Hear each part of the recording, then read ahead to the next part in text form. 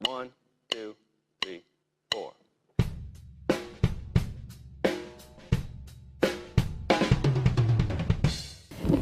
Buenas tardes, muchas gracias por venir. Y bueno, como ha dicho Salvador, pues Leslie nos va a contar un poquito las anécdotas que vivió con los Beatles, sus experiencias, y todo eso está plasmado en su libro El peluquero de los Beatles, que bueno, supongo que la mayoría lo habréis leído, y si no, pues tenéis la oportunidad de comprarlo al final de la charla, porque la verdad es que merece la pena. Él nos da un punto de vista diferente del cuarteto de Liverpool y bueno, creo que cualquier fan de los Beatles debe leerlo porque realmente es muy interesante. Así que bueno, thank you for coming, Leslie. Thank you all for coming as well. Do many of you, anybody speak English? Hands up, yeah? No Spanish. Bueno, él nos va a contar una serie de anécdotas, yo le haré algunas preguntas también y al final pues vosotros pues también podréis preguntarle lo que queráis, ¿vale?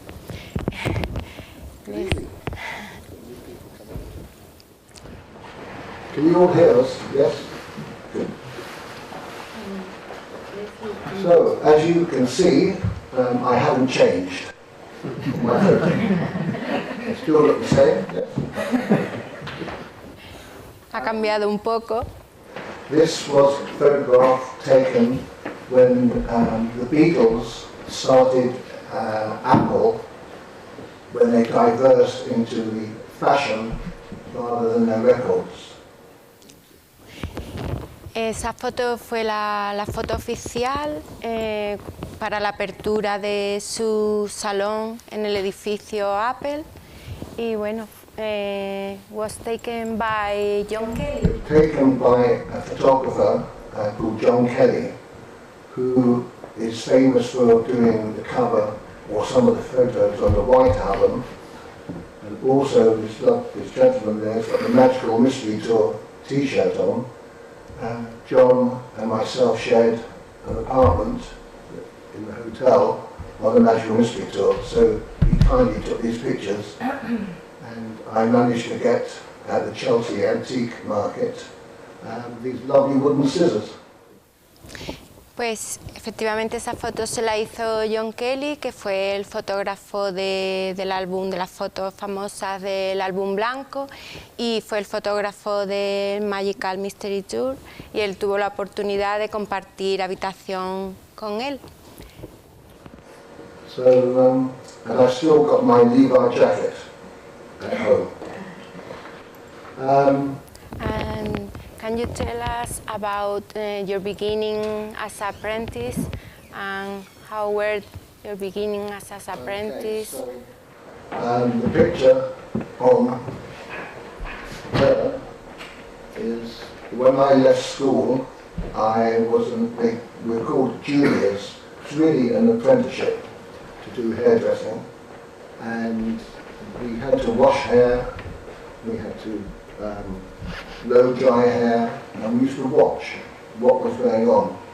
And the man, the centre of the whole thing, of the salon, was a guy called Vidal Sassoon, who was, as I name my book, The Cutting Edge. He was the cutting edge of fashion. Bueno, él empezó muy jovencito como aprendiz. Él empezó muy joven como aprendiz cuando dejó el colegio, cuando tenía 15 años aproximadamente, y bueno, empezó a lavar cabezas, a ayudar un poco en la peluquería en el salón de Vidal Sassoon, que en aquella época pues era lo más innovador que había en el tema de peluquería.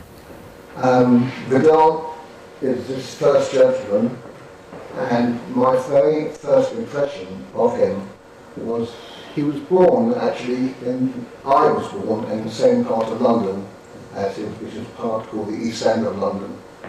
But when I saw him, he spoke very beautifully and posh, and always dressed immaculately, and he was like a ballerina, like a Rudolf Nureyev, dancing around a chair. He used to make all these faces, and as a young guy at 15, 16 to watch this, it was fascinating. No one ever actually cut hair like that. Pues nada, dice que Vidal Sassoon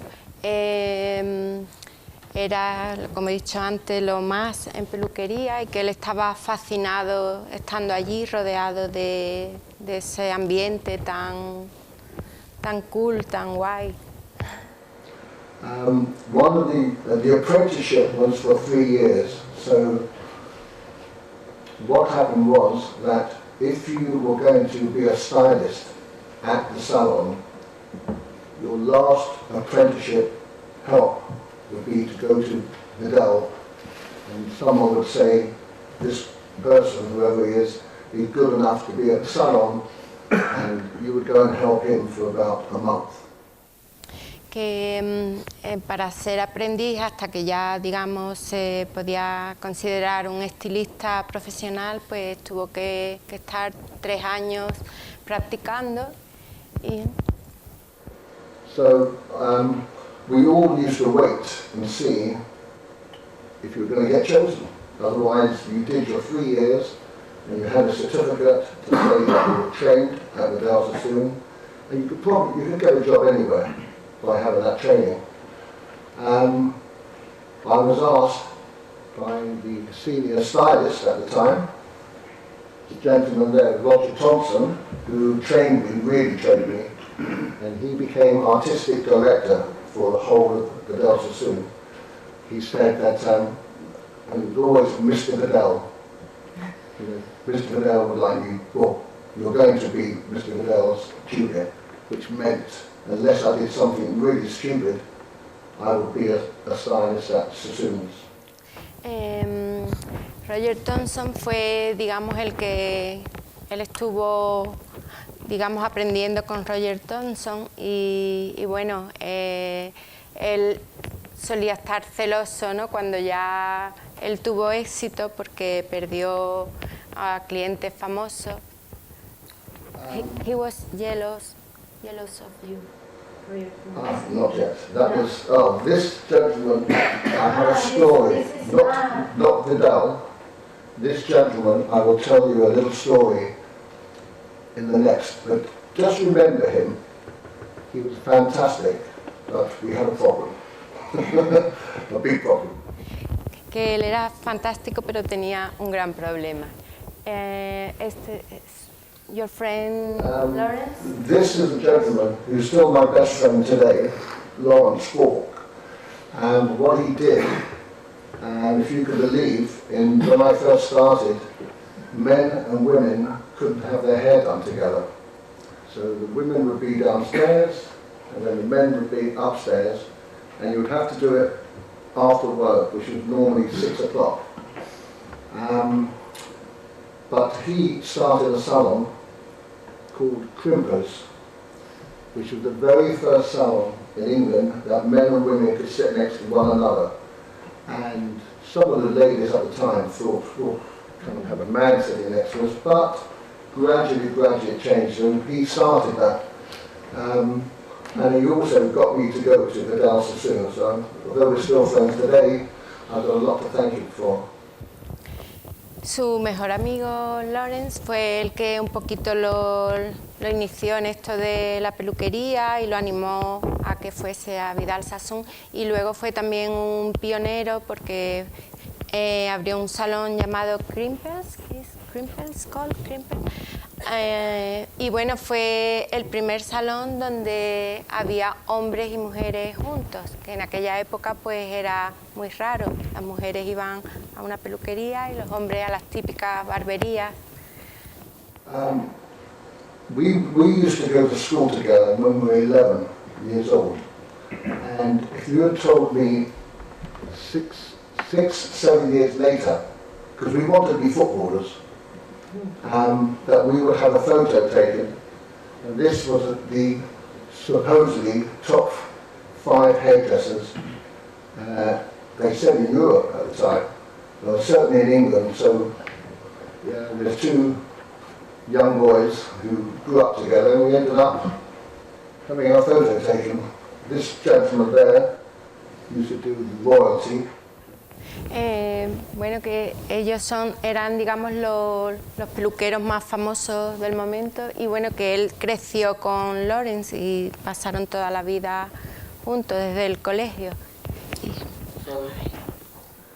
Okay, so remember that gentleman there, Mr. Roger Thompson. Okay, so when I was working for him, I was his apprentice, I used to wash and blow dry hair. And he had a client called Jane Asher, with very similar hair. Actually, even thicker. So what used to happen, I used to wash it and then hand dry it, which would take 45 minutes. And then I would call Mr. Roger over and say, ready.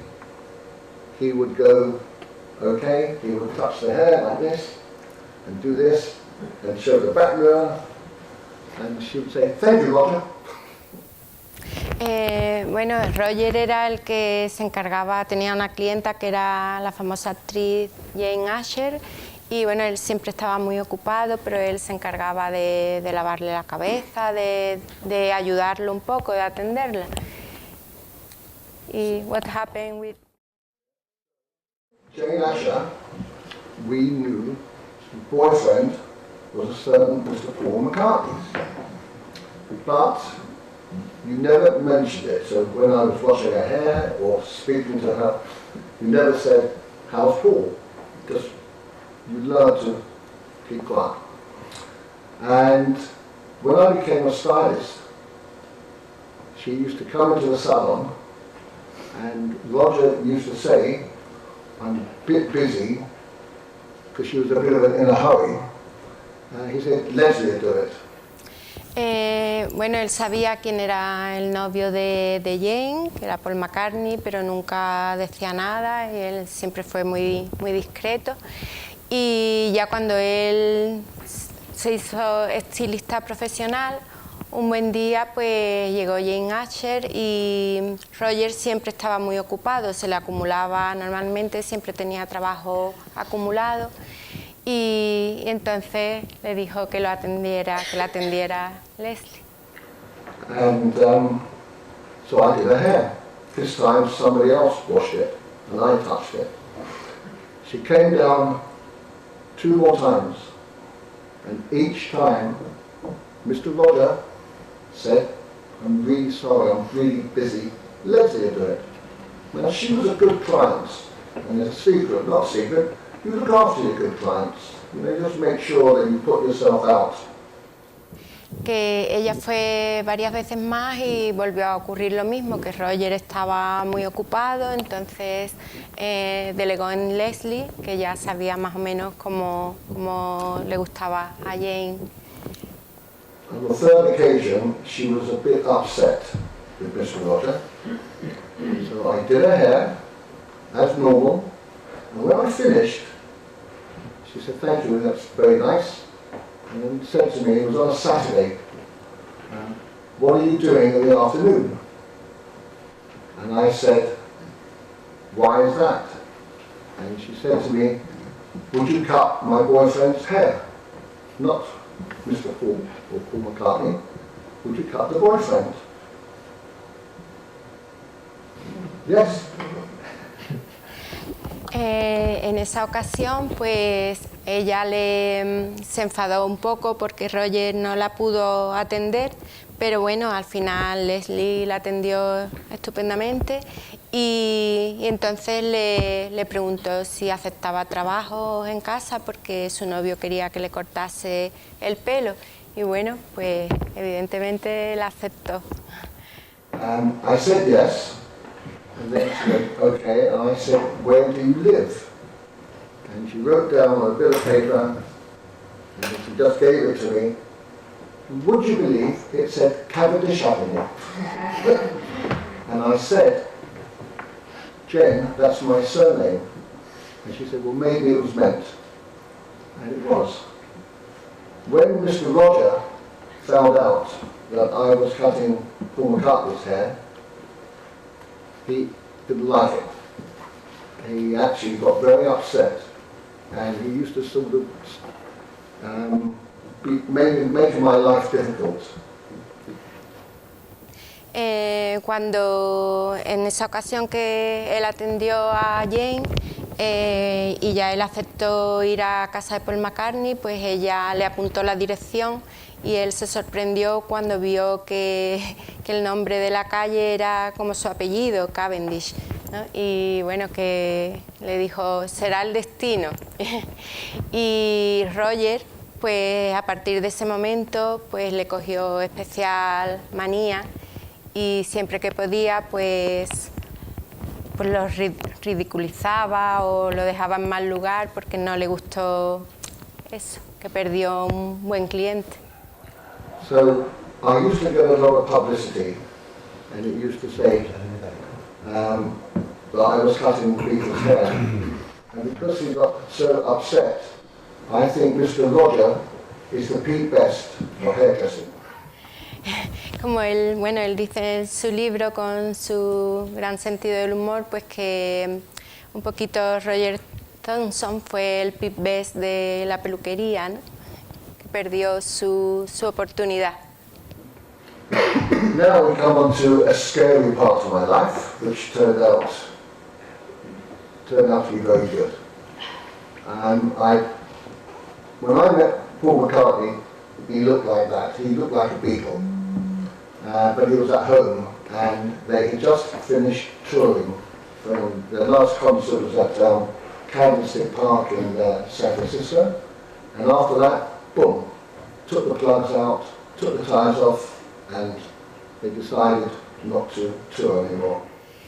Cuando él va por primera vez y conoce a Paul McCartney, va a su casa, pues él todavía tenía el aspecto de un Beatle, como todos conocemos, de ese peculiar corte de pelo. Y en esa época pues ya acababan de parar de hacer giras y bueno, ya estaban como un poquito cansados, ¿no? Y lo que querían era pues deshacerse un poquito de esa imagen de traje de chaqueta, de bien peinaditos, y querían un cambio.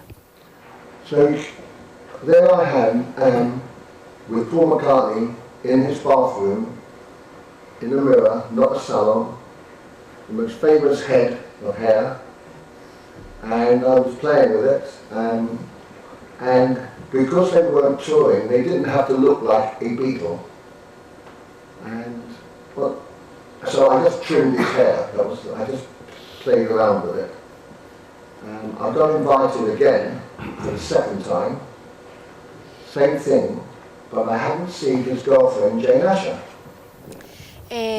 Bueno, él cuando fue, pues nada, lo atendió como buenamente pudo, no le pidió nada en especial y ya fue otras veces porque ya tenía confianza y ya siguió yendo a su casa. And in this visit you did this skinhead haircut? I haven't seen Jane for a while, and he said that she was filming. And I said, because you're not touring, are you going on holiday with her? He said, no, can't do that, because it's Beatles. They wanted to find out if the Beatles were going to record again on tour. He couldn't go down to the film studio, the same thing. So I said, as I'm touching his hair, that's a shame that you can't meet her. Paul no podía ir nunca ni de viaje con Jane ni a los estudios donde ella estaba filmando porque cada vez que salía a la calle pues se organizaba mucho jaleo, ¿no? Porque era un Beatle y siempre estaba un poco acosado por las fans. So I said for a joke, as I'm touching his hair, why didn't you go in disguise? Él le sugirió que por qué no se disfrazaba. And he said to me, how? So I just said, let me cut all your hair off. Said it as a joke. Y Paul le preguntó cómo y nada, él le sugirió pues que se cortara el pelo. And with that, he just looked at me and just said, "Go on then." And I went, "Are you serious?" I said, "Yes." So I started cutting the hair from the back till it ended up like that. I didn't know what was going on. I left there thinking, that's it, finished, never be able to. Paul pues confió en él plenamente y le dijo que hiciera lo que él quisiera, vamos, y le cambió por completo el aspecto hasta dejarlo así. Y bueno, después salió en la prensa ese artículo de Skinhead Haircut, So, headline. next thing, about 3 weeks later, in the newspaper, Paul McCartney and Jane Asher and his road manager, called Mal Evans, were photographed coming to, at the time it was called London Airport, with this short haircut. And they said, what happened? And along the line, who cut your hair? And in the newspapers they put, the barber that made Paul a skinhead. Actually it's me again, you can see I haven't changed, just without beard. Gracias a ese corte de pelo, pues Paul se pudo ir de viaje con Jane y con Mal Evans, y bueno, a la vuelta de ese viaje pues lo fotografiaron en el aeropuerto y salió en los periódicos y ¿quién ha hecho este cambio a Paul? Y salió ese artículo diciendo que lo había dejado como un skinhead. Just a little byproduct from this, as we look at this, that Paul McCartney went to Nairobi. He flew from Sevilla. He was in Spain and he came down to Sevilla and then he flew to Kenya. Thanks to Leslie, he could. Gracias a Leslie, él pudo venir a España también, estuvo en Sevilla. Y bueno, este es otro artículo que salió, en este caso sobre John Lennon, que decía que probablemente se iba a quedar calvo. Can you tell us about this headline? Yeah, this is another haircut that got me into trouble, but again, it turned out to be okay. It was with Mr. John Lennon, and I met John Lennon at the Apple offices. So I used to cut Paul McCartney's hair at his home, and I used to go to the Apple offices, which was in Savile Row, and I used to go there, and this is where the Beatles used to come to work. They would go to the offices, and I was standing one day by the press officer, a guy called Derek Taylor, and Mr. Lennon walked in, and he was always in a hurry, and the people there were relaxed with Paul, George and Ringo. But when John came in, they didn't know what mood they were in. Bueno, él estaba acostumbrado a cortarle el pelo a Paul en sesiones muy relajadas y un buen día, pues nada, estando en los estudios, pues él veía el ambiente de allí, de todos trabajando, y también le había cortado el pelo a los otros y estaban siempre relajados, pero cuando lo llamaron para que le cortara el pelo a John, la cosa fue un poco diferente porque John era muy nervioso, estaba siempre moviéndose. And when he walked upstairs, he just said, "Who's he?" He said, "Oh, he cuts Paul's hair." He said, "Well, send him in to me and let him cut my hair." That was my first meeting. Eso, bueno, yo me he adelantado un poco, que ya subió y ya le cortó el pelo, porque ya preguntó quién le había cortado el pelo a los demás y le dijo que se lo cortara a él también. So the press, the music papers and the press knew I cut their hair. So I had an interview, and I'll never forget her name. Her name was Caroline Boucher, and she wrote for a magazine called Disc Magazine. And she asked me questions about the Beatles' texture of their hair. And I just casually was talking, and she said, "Who has the best hair of the Beatles?" And I said, "They've all got really good hair." And she said, "What about Paul?" Él tuvo un encuentro con una periodista de This Magazine, y bueno, tuvo una charla un poco distendida y entonces ella le estuvo haciendo preguntas sobre la textura, el pelo de los Beatles, cómo era cada uno de ellos y bueno, ahí ya tuvo un pequeño problema. You tell the story. So, I said Paul's has got really good hair, and George has got long, thick hair, Ringo's hair is great, and John's is okay. And with that, she went, just okay? And I said, yes. And she said, so if we forward it 40 years' time, he would lose all his hair. And I said, don't think so. She said, but he hasn't got as thick hair as anybody else. And I said, oh, okay, maybe. And I left it at that, and we carried on talking.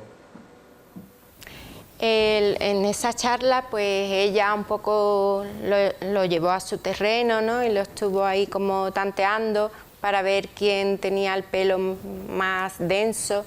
Y bueno, le hizo una serie de preguntas y él dijo que John era el que tenía el pelo un poquito más fino y que si pensaba que se podía quedar calvo. Y él dijo, bueno, pues quizás, ¿no? Pero no le dio tampoco demasiada importancia. Y a raíz de eso, pues, salió ese titular.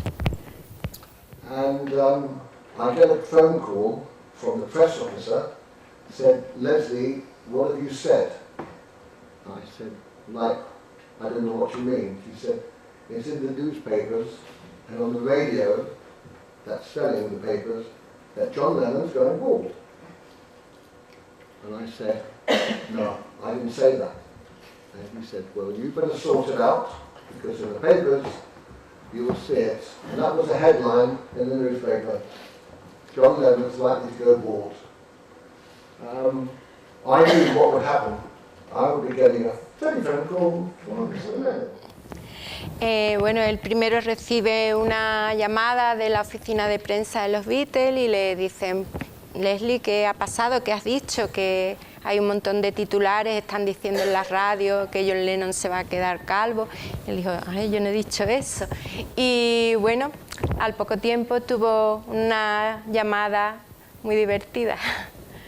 So the telephone rang in the salon, and I knew it was John Lennon, and I could tell by his voice. And he went, hello, Leslie.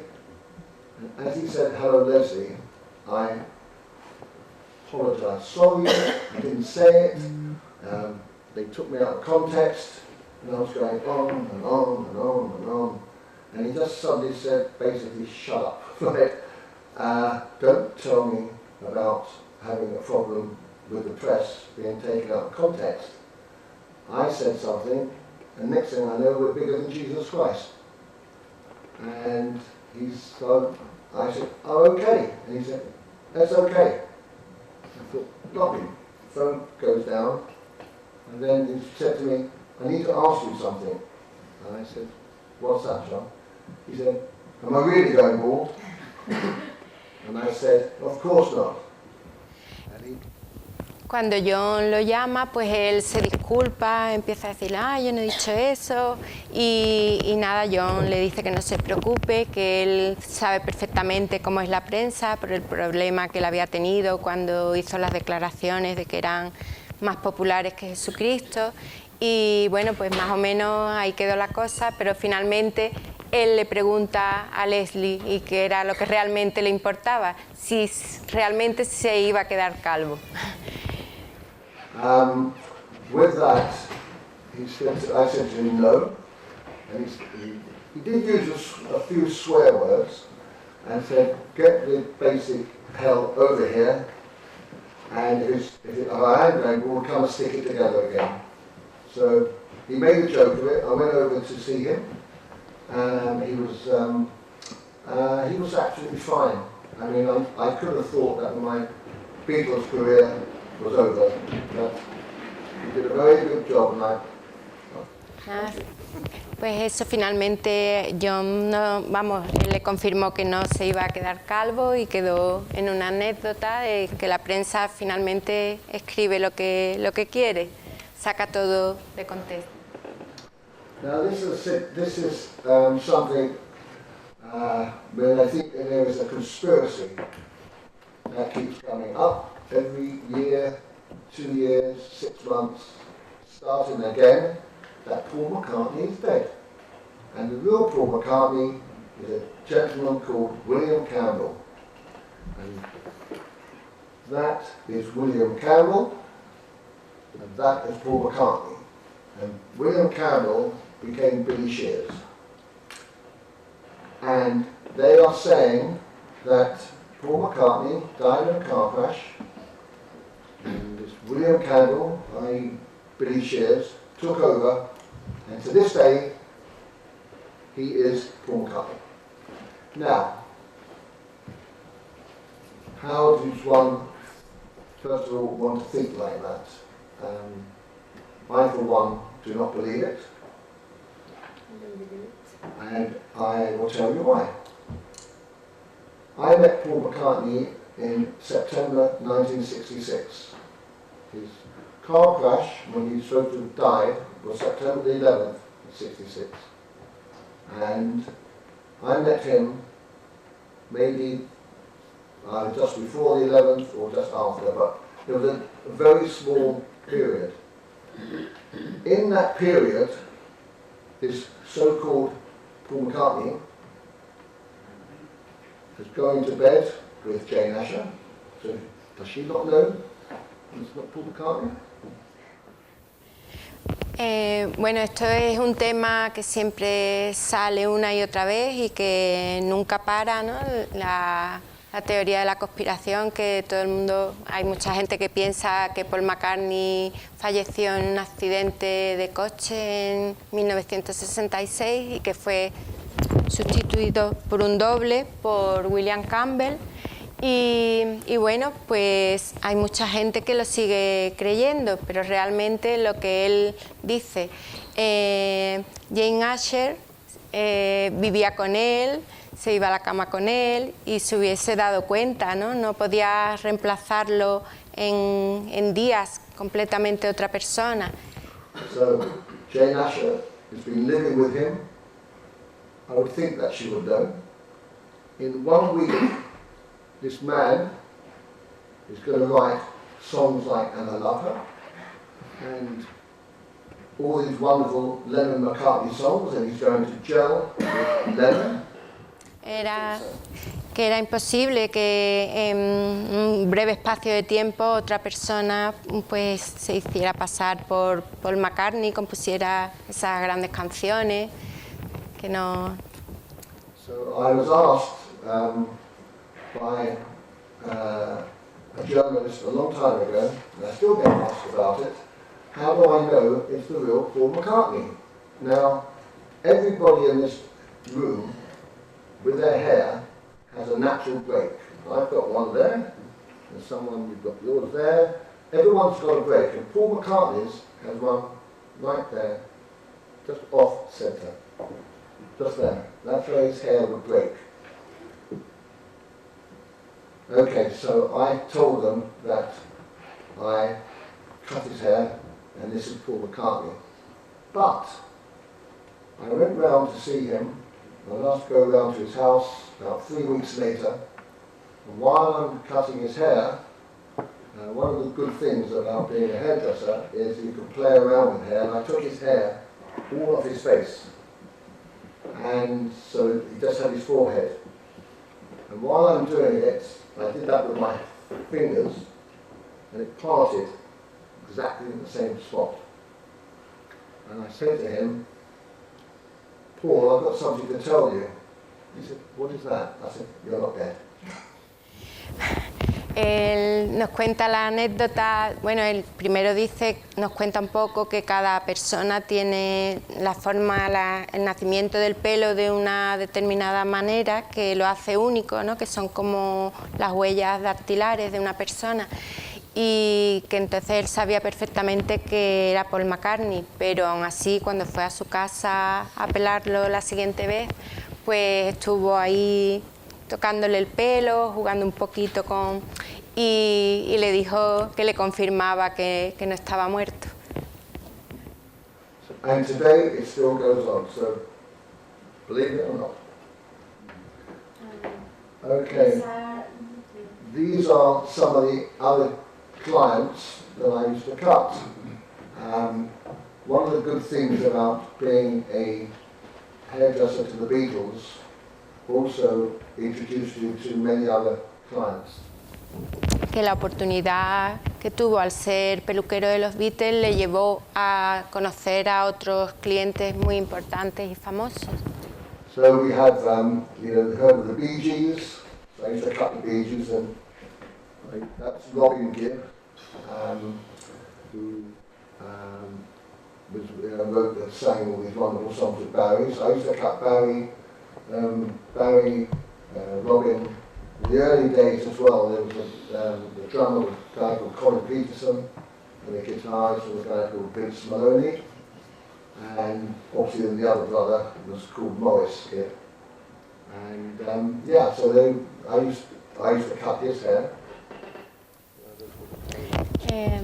Bueno, que entre los famosos que le cortó el pelo estaban los Bee Gees, y bueno, ahí podemos ver también a Keith Moon, a Dave Clark Five.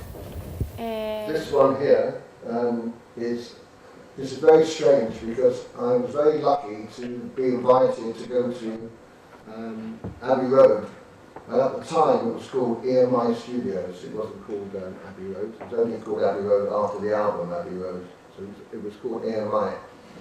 And this was the highlight of what I wanted to do. I never wanted their autographs. I didn't want anything of their hair. I wanted to watch the Beatles record because it was a privilege. Who would get a chance to be able to see the Beatles record? And during a session at Abbey Road, I've got no idea why, but George suddenly asked for a haircut. And I cut his hair at the studio. Esa foto es en los estudios Abbey Road cuando estaban grabando, que él iba a ver sesiones de grabación y bueno, él nunca ni les pedía autógrafos ni nada, simplemente disfrutaba viéndolos grabar y un buen día estando allí, pues George quiso que le cortara el pelo y es esa foto. Then we have, just remember this one, a little bit later, the Dave Clark Five. I don't know if he was popular or in Spain, but this man, his band, for 2 years, were as big as the Beatles in America. In fact, their record called Glad You're Over knocked the Beatles off the #1 spot on the Billboard, and they appeared on the Ed Sullivan Show over 30 times, which no one's ever done. The Beatles only did about 6, but they over 30 times, and they were, for that moment in time, really big. So I used to cut all their hair. They were really nice guys as well. Él le cortó el pelo también a los miembros de Dave Clark Five, que eran los rivales más fuertes de los Beatles. Y de hecho, bueno, le quitaron varios números 1 y fueron muy populares, incluso fueron al show de Ed Sullivan en 30 ocasiones, más o menos. And the only other one that I was happy to cut, more for my mother than for myself, was my mum's pin-up, which was a gentleman called Tony Curtis. And actually, Tony Curtis, when I grew up, had a haircut named after him. He used to go and ask for a DA, which was shaped into a duck's bottom. Okay, but it was a famous haircut, he used to have it. And I was asked to go and cut his hair, and I got more excitement telling my mum that than they did the Beatles. Que bueno, a él le hacía un poco de ilusión cortarle el pelo a Tony Curtis más por su madre que por él, porque su madre era gran fan de este actor. Y ahora vamos a ver The Magical Mystery Tour. Okay, so we have the Magical Mystery Tour, which the Beatles, as I said, never didn't tour again. But Brian Epstein, who was their manager, died in 1967, in August 67. And when I was at Paul McCartney's house, I didn't quite know what to say. I said, I'm sorry that, the manager's died, what do you say, but they weren't, he sort of said, he was upset, more inside than outwardly, and he said, would you like to come on a trip that we're doing? Tras la muerte de Brian Epstein, él fue a casa de Paul, como solía hacer, a cortarle el pelo, y bueno, sí, lo vio un poco afectado, pero tampoco lo demostraba mucho. Y en la conversación pues le dijo que sí le apetecía unirse a un viaje que iban a hacer, el Magical Mystery Tour. What would you say? I said, yeah, yes, what are you doing? He said, we are going away on a trip before a whole group of people, 37 people. We would like you to be part of the cast, and if you want our hair done, we'll have our hair done. Pues eso, que se uniera al viaje, que eran pocos pasajeros y que podía formar parte de ellos y que se encargara también de peinarlos. Paul McCartney got the idea, and when he was in America, there was a gentleman he wrote a film called One Flew Over the Cuckoo's Nest, a guy called Ken Keyes. And he was part of the San Francisco psychedelic hippie crowd, taking a lot of LSD drugs. Esto no lo he cogido muy bien, pero creo que más o menos que Paul se inspiró en este viaje en otro que habían hecho. Ken Kesey. Who did the first tour? Yeah. They went down on a bus and they named it the Merry Pranksters, and it was a coach painted all hippie style. And Paul McCartney had seen that, and when he came back to London, he decided to have the coach painted in that sort of psychedelic type of colours. That's where the Magical Mystery Tour. Paul McCartney lo había visto ya, una idea parecida, y lo inspiró para pintar el autobús con esos colores psicodélicos y tan llamativos. So we, I got on, it was fantastic, and we were headed down south to England, and we had a picture taken. That's me, unfortunately, with a cigarette in my mouth, and that's Paul McCartney and myself looking at, I don't know what. And this is on the coach.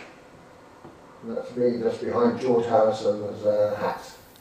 Ahí está él hablando con Paul, ahí esperando el autobús, que creo recordar que vino con retraso porque lo estaban pintando, y ahí está él sentado detrás de George. And this was one of the shocking events that, as the old song goes, God was on my side, which I didn't know at the time. There was a famous film director called Roman Polanski, married to a lovely looking actress, 8 months pregnant, called Sharon Tate. And they lived in Hollywood, where he was making a film, and she was staying at their villa. I get a phone call from a hairdresser called Jay Sebring, which is that guy there. He used to be the lover. They were lovers at one stage, and then they became good friends. He rang me up and said, I understand we have a lot in common. Would you like to come to Hollywood? Recibió una llamada de teléfono de un estilista de California, que era Jay Sebring, que había sido pareja de la actriz Sharon Tate, que ahora estaba casada con Roman Polanski y estaba embarazada de 8 meses. Y este estilista pues le propone que, como tienen muchas cosas en común, que se asocien. Y I was doing some work with the Beatles, and he wanted to open up hairdressing salons. He used to do the Beach Boys. He did every single person and more of anybody in Hollywood, in the music and the film business. And he wanted me to come over to maybe work together and open a salon. Eso, que le pide que se asocien porque él hacía lo mismo que él hacía en Londres, lo hacía él en Estados Unidos. Peinaba a músicos famosos, a actores, actrices, y bueno, se lo propone y... So I said, I can't do it straight away, but in a month, 4 weeks' time, there's a possibility, and yes, it sounds good. Never thought anything about it. About 3-4 days later, now I could have very easily gone on this aeroplane, and I was invited to stay at their sort of Hollywood mansion. And I read in the newspaper that Sharon Tate had been killed by Charles Manson and a few of his other people that were part of his weird sect. Strung them up, cut them, 8 months pregnant, horrific. All the people that were there. Now the whole headline was Sharon Tate, murdered, murdered. Along with her hairdresser, Jay Sebring. And I got a shiver, went through, because he may have killed 2 hairdressers, and I could have been one of them. So it was very lucky and very sad.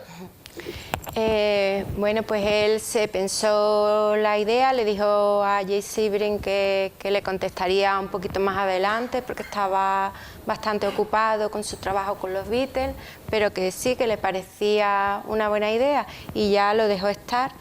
Y un buen día, pues vio, paseando por la calle, vio los titulares de los periódicos y se encontró con eso, con que Sharon Tate había sido asesinada y sus amigos en la fiesta al que él había sido invitado. Y bueno, todos los titulares giraban un poco en torno a la actriz famosa Sharon Tate, pero él se quedó muy impresionado, sobre todo porque su colega, el peluquero, pues había sido asesinado también. Y bueno, de alguna manera, pues tuvo mucha suerte, ¿no? Just to finish this off, George Harrison went to a place called Haight-Ashbury in San Francisco and was playing around with a lot of drugs. And while he was there, he met the Hells Angels, and casually he turned around and just said, "Have you ever been to England before?" They said no. And he said, "Oh, next time you come, just let me know." Just a very casual comment. And 2 weeks later, 3 Hells Angels and their crew, they called themselves the Pleasure Crew, turned up at London Airport with all the bikes and everything, with no money, and the duty had to be paid. And they said, "Oh, it's okay, George Harrison will pay for it." George Harrison conoció a los Ángeles del Infierno en Estados Unidos y bueno, le dijo que si alguna vez pasaban por Londres o si les apetecía, pues que fueran al edificio, a Apple Corps, ¿no? Leslie? Yes. Porque allí tenían una habitación como de invitados y a las varias semanas pues aparecieron por allí y aparecieron con las motos en el aeropuerto y bueno, ellos decían que George Harrison se encargaba de pagar todo. And what happened was that George Harrison said to all the people at Apple Corps, do not say anything bad to the Hells Angels, let them in, but tell them on the way. And he never met them. So they turned up at Apple with motorbikes, and these are the men who were they were dangerous. 3 weeks before, they were at a concert called the Altman Concert, where the Rolling Stones were appearing, and a guy called Meredith Drew, who went near the stage, got stabbed to death. And they're the two guys who was in charge, one called Frisco Pete, and the other one guy called Sweet William. And what should happen? A friend of mine who's worked at Apple, who was my then girlfriend at the time, who was living with me in Chelsea, invited them back to my apartment. And I saw the two bikes outside, and I was scared. Why was I scared? I lived on the ground floor, and the window was open, and there was smoke coming out, just like they were going to elect the Pope. But it was marijuana, and I thought I was going to get busted. I was scared, but they were actually okay. Una vez que estaban ya en Apple, pues se fueron a casa de Leslie porque su amiga en aquella época era su pareja, Chris O'Dell, pues los invitó, le dijo que podían ir y bueno, prácticamente se instalaron allí y cuando él llegó pues se encontró las motos debajo de su casa y toda la humareda saliendo por las ventanas y bueno, pues ellos eran unos tipos peligrosos y de hecho en el festival de Altamont pues hubo uno de ellos se encargaban de la seguridad del evento y creo que acuchilló en el escenario a uno que se subió. So anyway, they gave me their card just before, flip back a bit. That card was given to me and it said, you have assisted a Hells Angel. If ever you come to San Francisco, we'll look after you. Y le dejaron una tarjeta de visita a Los Ángeles del Infierno, por si iban a California, pues que tuvieran la referencia de a quién tenía que ir. Pete Frisco? What's the name? Frisco Pete. Frisco Pete. Frisco Pete. Okay.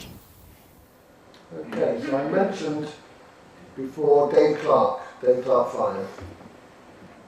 Okay, so I never wanted to ask any of the Beatles for their autograph. I didn't want to ask them for their hair because because I didn't do that, I gained their trust.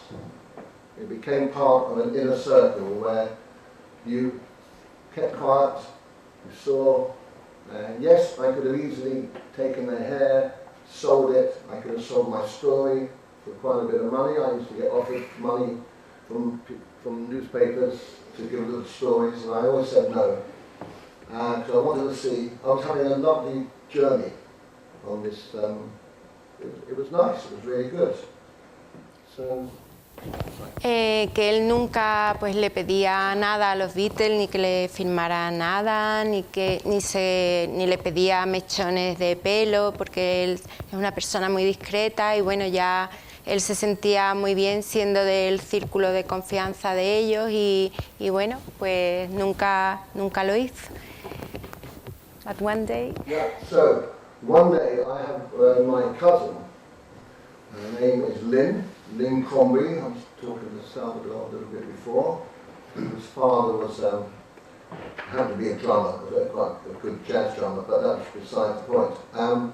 She was a complete Beatle fan, and every time I went anywhere near a Beatle, she said to me, please ask for their autograph, please, please, please, please, please, please, please, please. And I said, I can't do that, and she really was, she was much younger, she was 7 years younger than me at the time. And I thought, you know what, I'm going to ask him. I was a bit scared. And I said, Paul, can I have an autograph for my cousin, not me. Eso, que como él nunca se atrevía a pedirle autógrafo, pero sintió un poquito de presión porque su prima pequeña era ultra fan de los Beatles y siempre estaba diciéndole, por favor Leslie, quiero un autógrafo de Paul, por favor, por favor. Y bueno, él se sintió un poquito presionado, pero dijo, bueno, venga, vale. Entonces un día, fue un poquito temeroso, se atrevió a pedírselo. In between my conversations with Paul, he used to say to me, whose hair had you been cutting? Had you been cutting Peter Ash's hair, his girlfriend's brother? And I said, yes, I've been cutting Peter's hair, but every time I was saying, yes, I was cutting Dave Clark. Okay. And every time I saw McCartney, I said I was with Mike, the organist from Dave Clark. I did the other guys, Dave Clark. So it was always Dave Clark. Que bueno, siempre que iba a cortarle el pelo a Paul, pues le preguntaba cuáles eran sus otros clientes y bueno, siempre acababa hablando de algún miembro de Dave Clark. So I said, could I just have your autograph, please? And we were in his front room, and he just went, okay, and he picked up, which happened to be the Revolver album. And he picked it up, and he took out the inner sleeve, and he put to Lynn, Best Swedish, Paul McCartney, Dave Clark 5. And it's there. It's actually there. It also, when I opened up the album, it was his original Revolver album because it says "Not for Sale" on the record itself. And I gave it to her, and she still got it to this day. She's on her mantelpiece, and it's her final. Cuando le pide el autógrafo para su prima, pues Paul coge un álbum que era Revolver, lo coge allí de su casa y se lo firma. Era una edición especial, era su disco, vamos, que no estaba a la venta. Y le firmó para Lynn, Mejores Deseos, Paul McCartney, y abajo le puso Dave Clark 5. Le gastó como una broma y su prima todavía conserva ese álbum que vale un dinero. Okay. I don't know why. No. Al revés. Yes. This one.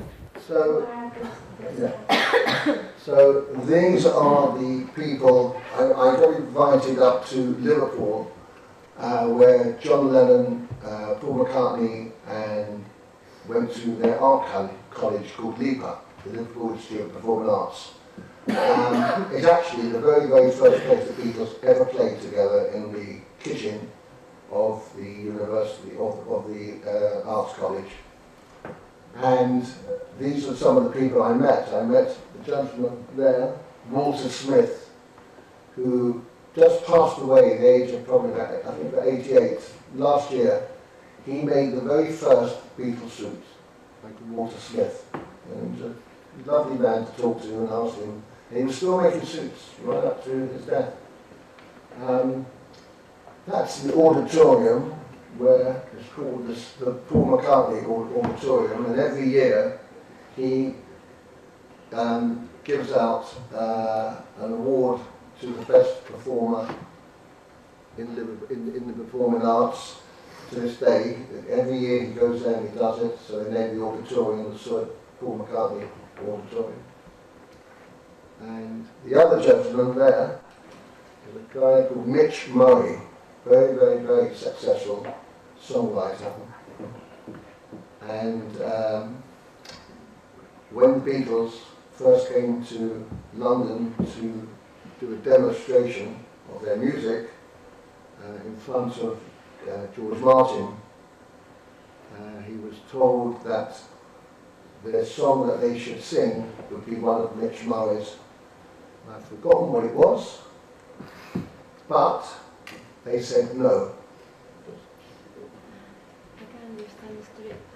Mitch Murray. Yeah. No entendí muy bien lo de Mitch Murray.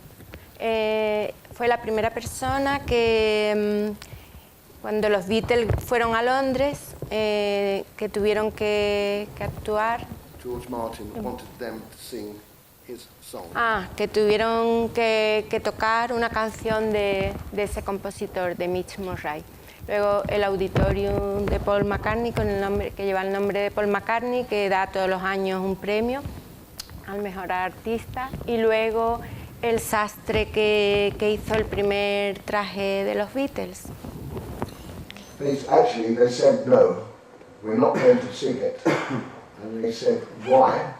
And he turned around and said, we write our own songs, we don't want that song. So the song they sang was Love Me Do, which went to number 22 in the charts. And the song they turned down was a song he gave to Joey and the Pacemakers, which went to number 1 in America and number 1 in England. Do you know the song? How do you do it? How do you do it? Correct. How do you do it? So the Beatles practice it, and on purpose they didn't, it wasn't up to the standard. So they said no. And after that, they said, we write our songs, we don't need a songwriter. They wanted to play their songs, ¿no? Their own songs. Love to do it. Ellos tocaron los Midú porque decían que ellos eran compositores y que no querían tocar canciones de otras personas. Y Okay, so the rooftop concert. this was a situation where this lady friend of mine, now we're just friends, was working for Apple. She was George Harrison's personal assistant, and her name was Chris O'Dell. George Harrison wrote a song about her called Miss O'Dell. It's not one of the greatest songs, but she can claim that he wrote a song and recorded it. And she said to me, if I was you, come over to Apple this afternoon, something is happening. And I said, what? She said, just come over. So I normally would go over there, but that particular day I had no reason to go there. But she said, come. So I go there and I see amplifiers and leads and everything. I knew something was going on, which I didn't know until. So there's 5 floors in the Apple offices, and I got to the 3rd floor and I wasn't allowed to go up any higher because we had a winding staircase, and I didn't know really what was going on. And the next thing I heard was Jojo was a girl from Tucson, Arizona, and they were playing on the roof.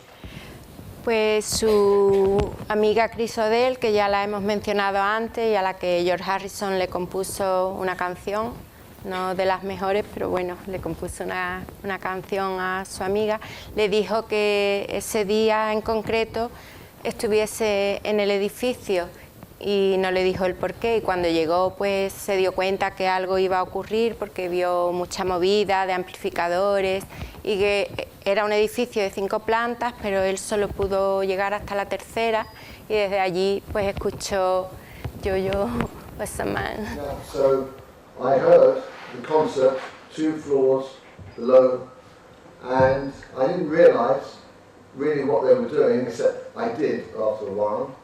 And until I saw the film, and the girl that asked me to go was Chris O'Dell. If you look on the video, you will see her sitting on the roof next to Yoko. And very few people, it's a very small roof, and it was a very cold, blustery day. Era un día muy frío y a muy poca gente se le permitió estar en la azotea. Y bueno, en el vídeo se ve a Chris O'Dell sentada al lado de Yoko. Y bueno, una anécdota que a mí me parece graciosa, que viene en el libro, es que como era un día muy frío, pues John lleva el abrigo de piel de Yoko y Ringo lleva el chubasquero de Maureen. The reason why they did the concert on the roof was because their press officer, Derek Taylor, was a very clever guy, and they wanted to promote their album, Get Back. And they thought they would go to the pyramids and do it in front of the pyramids. They thought about hiring out the Colosseum in Rome. And they thought about it, and it took a lot of equipment. You would have to big performance to do all this. And he suddenly thought, if we do it on the roof, we'll cause a public annoyance. The police would come along, they would arrest them, and they would come out in handcuffs, and it would be in the paper that the Beatles got arrested playing their music, and it would be the best publicity. La idea de Derek Taylor, que era el jefe de prensa, era pues un poco promocionar el álbum, y entonces se le ocurrió la idea de que si se subían a la azotea y tocaban y armaban mucho ruido, pues vendría la policía, los arrestaría, se lo llevarían esposados, y bueno, todo eso pues vendría en la prensa y sería una gran publicidad. So what happened was the police came along, and they were, the man that came along, three of them, one of them was a Beatles fan. And he came along, went up the stairs, and he waited till they finished their song. And then he said, Mr. McCartney, are you finished? And they went, no. He went, okay. He was a Beatles fan. And he waited till they finished the 6 songs that they did. And at the end, they finished, and if you listen to it, John Lennon goes forward and says, thank you very much indeed, I hope you passed the audition. This gentleman, Ken Wolfe is his name, ended up being the bodyguard to Princess Di. So he's got an interesting story as well. Uno de los policías que subió a la azotea resultó ser un gran fan de los Beatles y bueno, no le importó en absoluto ese concierto, ¿no? Y finalmente ese policía se convirtió en el guardaespaldas de la princesa Diana.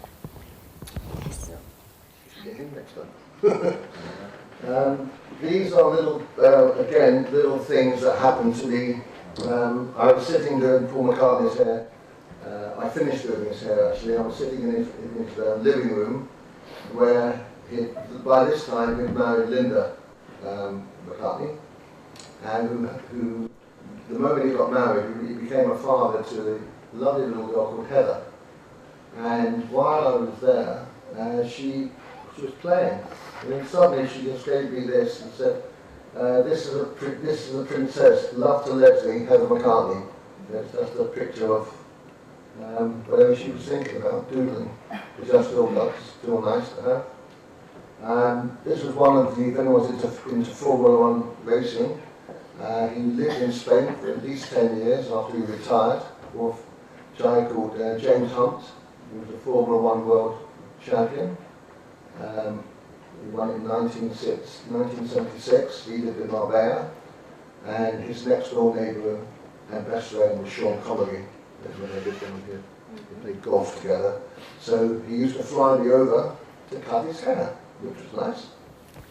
Ahí podemos ver su maleta donde guardaba los utensilios de peluquería, luego un dibujo que para él es un recuerdo muy preciado que le hizo Heather McCartney, la hija que aportó Linda al matrimonio, y un día jugando pues le hizo ese dibujo y le ponía, esto es una princesa, con cariño a Leslie, y él lo guarda todavía. Y luego uno de sus clientes, de cuando vivía en España, el piloto de Fórmula 1, James Hunt, and this is a millionaire, no? This is a gentleman in America.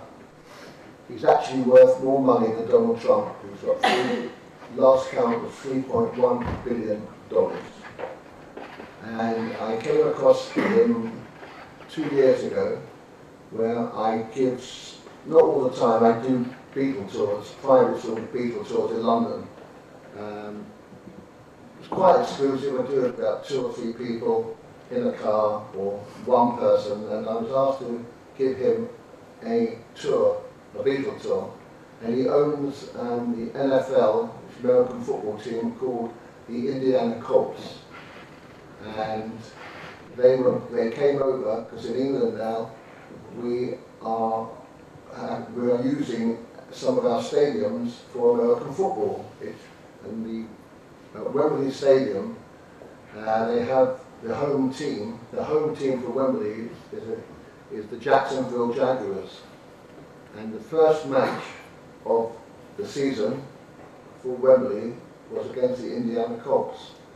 And that he came over. Unbeknown to me, he is a collector of musical instruments. And he bought the original drums, the Ludwig drums of Ringo Starr, paid $100,000.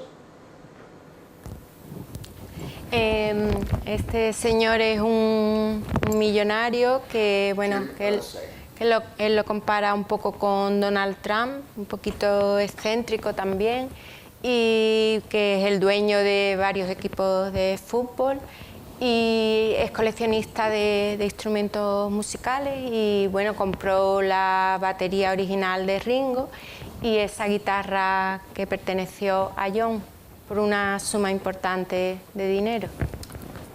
While I was there, he said to his bodyguard, come PA, has Leslie seen it? I didn't know what he was talking about. And he said, no. He said, well, go and get it for me, please. And he came down with this Gretsch guitar. And this Gretsch guitar is what John Lennon played in the studio for Paperback Writer. And he just came to London while he was there. He just paid $500,000 for it. And he let me hold it. I can't play guitar, but I've never held anything so expensive as a piece of memorabilia. And that's the guitar there. Very famous. Con esa guitarra fue con la que tocó John Lennon Paperback Writer en el estudio y, bueno, él tuvo la oportunidad de, por lo menos, aunque no sepa tocar, de tenerla y, bueno, que es una pieza pues de gran valor. Anyway, so as we come towards the end of the Beatles, as they say, I always look and see the different eras and the different hairstyles of the Beatles. I find it fascinating how their hair changed. So that is the early days in Hamburg in the early 60s, which is very interesting. You know, they wore leather jackets. They were like Hell's Angels. You know, they had their hair back. And then they moved on to the collarless suits, which the Beatles became famous for, wearing their Chelsea Beatle boots and their collarless jackets. And then you can see the evolution of their hair. I mean, to me, I mean, the Beatles A Sound album is absolutely fantastic regarding their hair. That is pure Beatle. That is, you can see the hair is all one length, it's all shiny, it's all coming forward. And that's how people, as we moved on, saw the Beatles. Until I came along, suddenly this skinhead haircut of Paul McCartney changed it a bit, unbeknown to me. This is not predicted, this was just, as I said, a bit of a fluke that has happened, but people say that because I suggested that Paul McCartney should go in disguise and have his hair cut, he then went on holiday, and on the plane back, he asked for some salt and pepper. So he had SP on the two things. And with that, he thought, Sergeant Pepper. Would he have been on the aeroplane without my haircut? I don't know. I have no idea. But you can see that Lennon also, when he was in Almeria doing the film How I Won the War, also had his hair cut. So the two of them, you can see the hairstyles changed. George still had his long hair, Ringo still had his, but Paul and John had different haircuts. Más o menos, bueno, en esta podemos ver la evolución de la imagen de los Beatles, sobre todo en el peinado, la evolución En la primera podemos ver la etapa de Hamburgo, que iban un poco con la gomina, peinados para atrás, con chaquetas de cuero. Ya después pasaron a la etapa de Brian Epstein con los trajes, las corbatas, las botas. Y ya luego en el 64, en Beatles for Sale, para él es la imagen, digamos, más que representa mejor a los Beatles. Y además le encanta el pelo, como lo tienen de brillante, como les cae. Para él, pues le gusta, ¿no? Como estilista, le gusta esa imagen.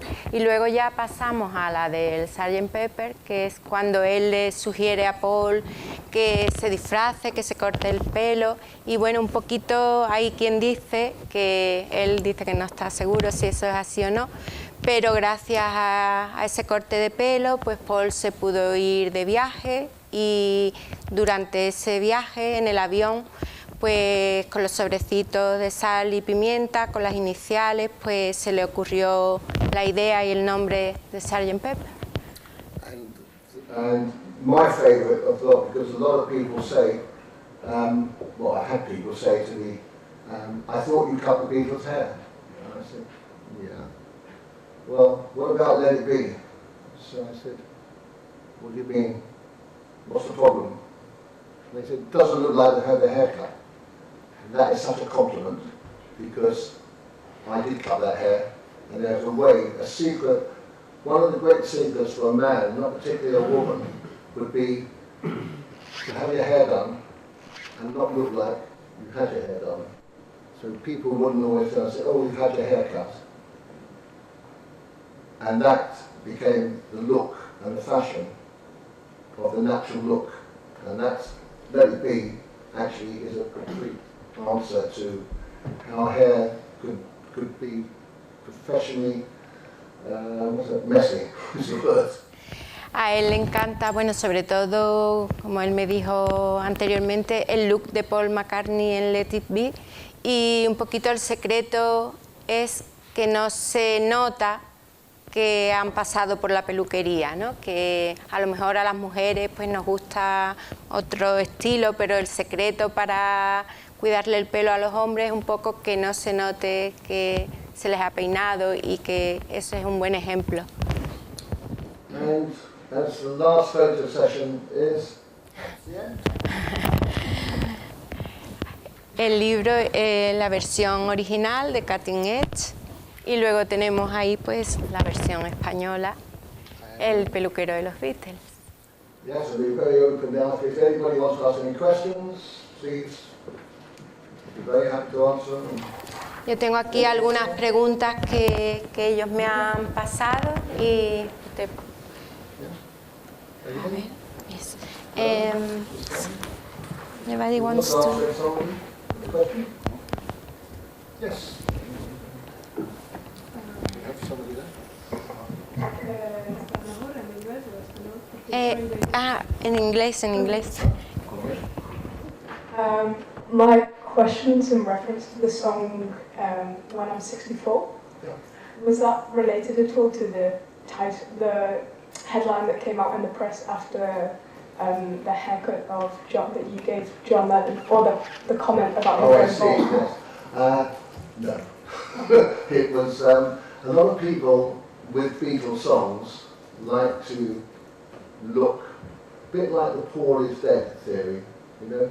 They used to say, you know, Lucy in the Sky with Diamonds was about LSD, the drug.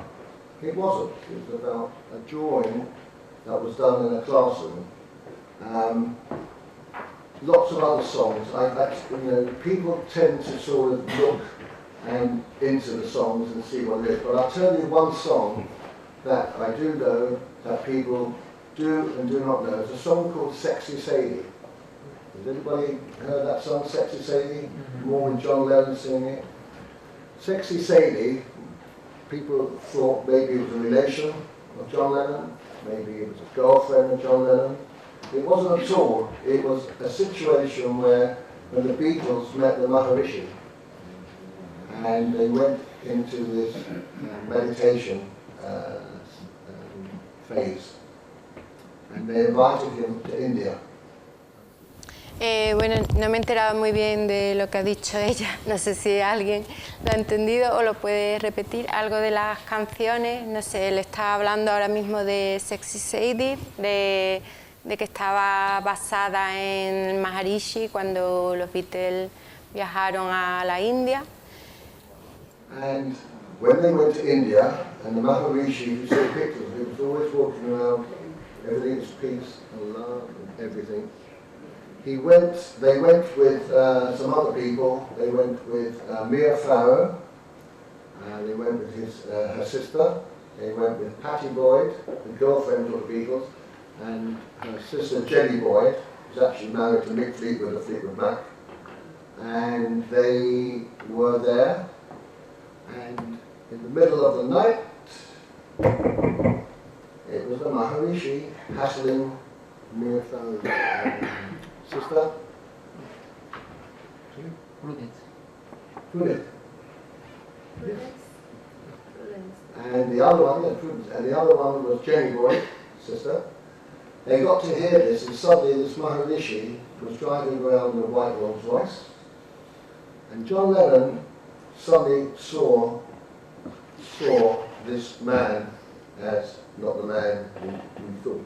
George Harrison wandered off and met Ravi Shankar, so he got more into the Indian music with the sitar. But the others, and John Lennon especially, they all left.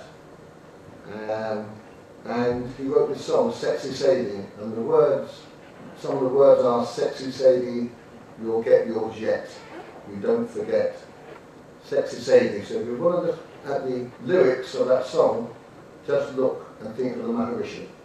Because but when I'm 64, no, nothing to do with me anyway. Bueno, él ha seguido contando un poquito sobre qué va la letra de Sexy Sadie, y bueno, que parece ser que el Maharishi no era la persona que parecía, tan espiritual, y bueno, que era una persona un poquito más compleja. Cuando él iba al estudio a operarlo, dice que estaban grabando, ¿no? Algunas veces, ¿qué canción recuerda él que le sintiera algo especial al escuchar esa canción? Que le gustara realmente, o no sé cómo explicarlo. What's your favorite song? Any special song that you heard in the studios? I heard in the studio. Yes, when you stay in the studio. Yes, a day in the life.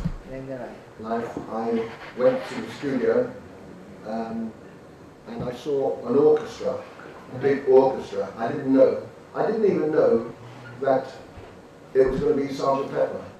The album hadn't come out yet, so I didn't really know what I was listening to. It was just a Beatles recording. Bueno, él cuando llega a los estudios, pues cree que va a haber pues eso, una sesión de grabación normal, y de repente pues se encuentra todo eso, toda esa orquesta, y se quedó impresionado. And this orchestra was there practicing. McCartney was going over and being like a conductor. That. I had no idea, but when I heard little bits of it, when I finally heard the album, it was Day in the Life, which was fantastic, great song. So I do remember that very well. Eso se le quedó muy grabado, ¿no? Porque era algo realmente diferente. Y bueno, cuando él ya llega a su casa un buen día, ya escucha el álbum y ve que es esa canción, ¿no? Pues como que le marcó. And one other song as well I remember. The Beatles recorded at a couple of other studios. One was called Trident Studios. I used to go to Trident a lot. And late at night, the Beatles recorded from 8 o'clock at night to 8 o'clock in the morning. They did a reverse. Can you explain that a little bit? Yes. Que los Beatles solían grabar desde las 8 de la tarde hasta las 8 de la mañana. Tenían sesiones de grabaciones bastante largas. John Lennon was at the studio having his hair stroked by Yoko Ono, which didn't please the other Beatles, because an unwritten rule was no girlfriends or wives at the studio. Los Beatles tenían una regla interna de que no fuera ninguna novia, ninguna esposa a las sesiones de grabación. Entonces la presencia de Yoko era un poco incómoda. So it was very late at night, it was actually about 1 o'clock in the morning, and Paul McCartney came at just, I was sitting on the corner, and he just sat at the piano, and I just said, have you got any songs that you're doing? Pero era muy personalista, tenían un ego muy fuerte, claro. They have strong personalities and big egos. No. Maybe between John and Paul, possibly. But whatever the egos they had, one ego sang it, Lennon sang his song, McCartney sang his song. It still was Lennon and McCartney, possibly. But Pero al final, es que hay alguna escena, por ejemplo, que se ve que están cantando los tres, hay una escena en el Let It Be, no sé, y entra Paul McCartney y se quedan todos como... He wants to know that in the film Let It Be, the other three Beatles are playing and Paul McCartney came in and stopped playing. And he wants to know why. Paul McCartney at that time was having problems with business with Apple. You had George, John and Ringo there, and you had Paul McCartney there regarding business. And Paul didn't want this gentleman called Alan Klein. So those three went with Alan Klein, and Paul went with his father-in-law. And they're trying to work together. At one stage, George Harrison had pulled out the band. En aquella época ya tenían un poco de problemas con los negocios, se les estaba yendo un poco de las manos y fue cuando contratan a Alan Klein y bueno, que no era de la confianza, no gozaba del apoyo de Paul y los otros tres sí lo querían, entonces Paul prefería a su suegro y a su cuñado, entonces había ahí un poquito de fricción. There was friction, but as musicians, it's a fantastic, isn't it? So that was the last time. Yes, there was friction, but professionally, they were still together. So, yeah, if you saw it in the film, you're right. ¿Te puedo hacer la última pregunta? Sí. ¿Y tú crees que habían dado ya todo lo que podían dar, que hicieron bien en separarse? Do you think it was okay that they break up at this sadly moment? Or? It's very sad when anything breaks up. Yes, I think it was a good thing. It could have been done nicely, but it needed George Harrison to come to life. It needed John Lennon to come to life. It needed Paul McCartney to come to life with Wings, and Lennon with the Plastic Ono Band, and George Harrison with fantastic songs he wrote. As a Beatle band, that couldn't have happened. It was always Lennon, McCartney, mostly a bit of Harrison. So, a bit like other bands, they have a break. Yes, it would have been nice later on they got together. They were together from, people think it was only 3-4 years. From 1957, 58 till 66, a tight unit. Marriages don't last that long. Don't last forever. Bueno, pues que realmente, bueno, aunque fuese un poco triste, pero quizás fuese lo más acertado, puesto que ellos tenían mucho potencial individualmente. Entonces, si hubiesen seguido unidos, probablemente George no hubiese hecho lo que hizo, Ringo tampoco, ni John con la Plastic Ono Band, ni Paul hubiese formado los Wings. Estaban ya un poquito quemados. I have some questions. How do you think the Beatles' music would be today in the 21st century? I think the Beatles would evolve like they did. I mean, when the Beatles, the first 4 songs of the Beatles were very typical, yeah, yeah, yeah, shake your head, look the part as a Beatle. Then suddenly, what made them special was they came out with a song called Eleanor Rigby, which was completely off the certain hit formula that they had with the string quartet, and it was a fantastic song. So other bands copied them, that you could use orchestras, Pink Floyd, Electric Light Orchestra. Lots of bands thought that you could play hit music with another way. So, que ellos fueron, después de la etapa del ye, ye, ye y todo eso, pues bueno, hay una canción que un poco para él marca la diferencia, que es Eleanor Rigby, por la instrumentación, y que bueno, que fueron pioneros y que muchos grupos pues lo copiaron pensando que simplemente a lo mejor por tocar un violín o otro instrumento iban a tener el mismo éxito. just to move it on to the 21st century, I went to see a musical play, show, called Hamilton. I don't know if anyone's heard of it, but the whole script is in rap music. Ellos hubieran hecho cualquier cosa porque seguirían siendo muy creativos y se adaptarían y trabajarían con cualquier artista. Ayer lo estuvimos hablando nosotros y bueno, pues él me comentaba que probablemente pues Paul ha hecho una colaboración, ¿no?, con Rihanna, y que por ejemplo John pues podría haber hecho algo con algún rapero o se hubiesen adaptado a los tiempos.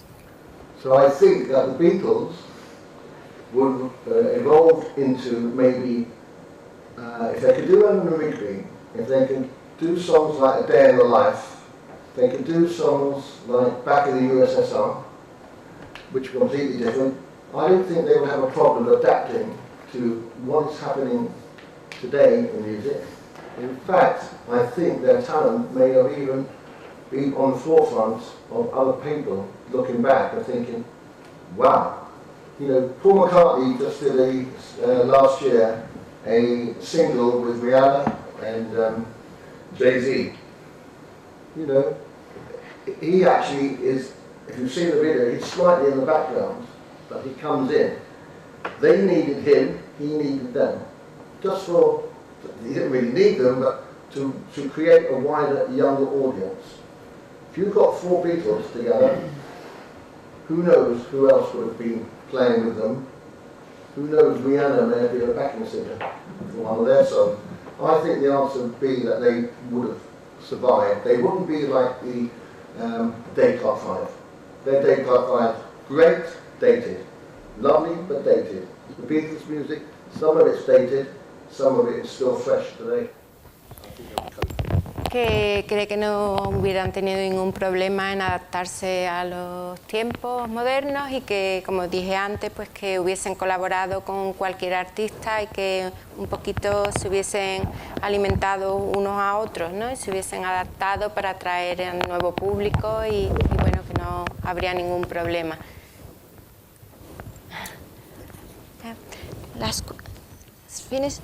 Last question. Well, through your conversation with the Beatles, did you realize that they were growing apart little by little? Yes. Do you want to explain? Yes. Do you want to tell them the question you've asked? Yes. Sí, le estoy preguntando que si él se daba cuenta a través de sus conversaciones con los Beatles que, bueno, de alguna manera pues se estaban separando, ¿no? Poco a poco, pero bueno, que eso estaba decayendo hasta que finalmente sucedió en 1970. So it was a very similar question to what you asked, that they were growing apart. You did feel a bit of tension. And one of the things I witnessed, which was something that surprised me, is I didn't realise that Paul McCartney at the time, was a fantastic musician. I saw him as a bass player singing with the Beatles. I didn't realise he was a great pianist. I didn't realise he's a fantastic drummer. As people say, he's the best drummer in the Beatles.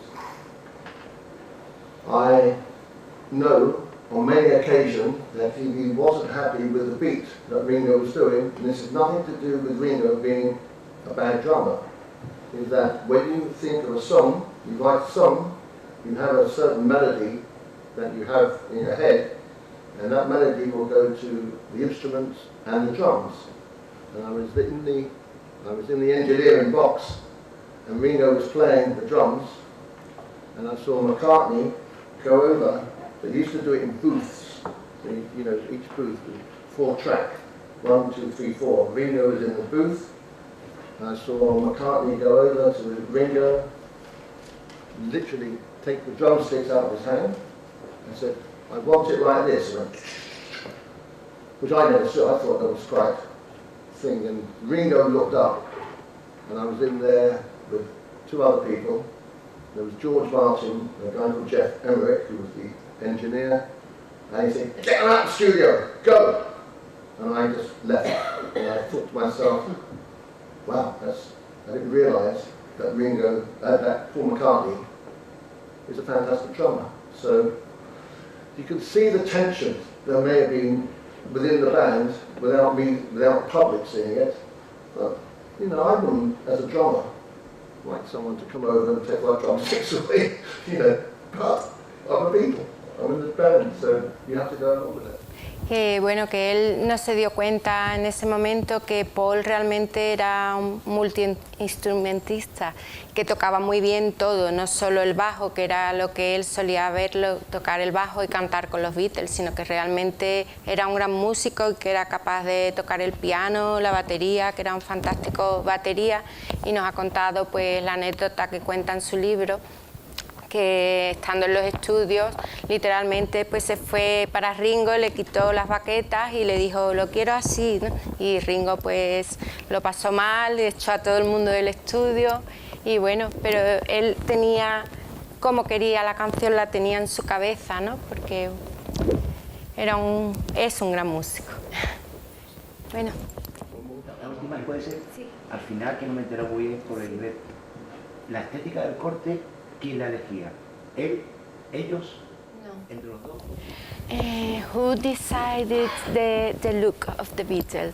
They decided? They decided the look. They decided how they looked, but they had some good people around them, not me. They had a tailor called Tommy Nutter, who did the suits for Abbey Road. You had John Whittle, who I was working with at the Apple Tailoring Shop, who did fantastic velvet suits, jackets, frilly shirts, which the Beatles had. If you look at someone like Brian Jones of the Stones, he wore a lot, and the Beatles had their own tailoring.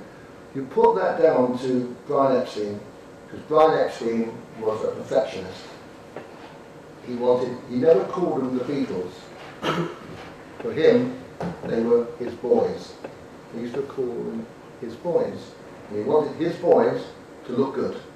So, bueno, ellos un poco decidían, ¿no?, lo que querían, tenían mucha gente alrededor. Él ha nombrado a John Crittell, que fue su socio en Apple Corps, y bueno, esa era una boutique muy conocida y por allí pasaban todos los músicos del momento, entonces ellos seguían un poco la moda, pero no había nadie que les impusiera un look.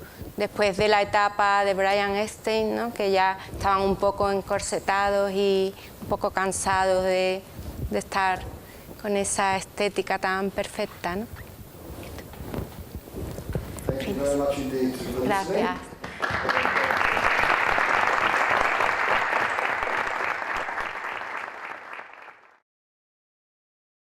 1.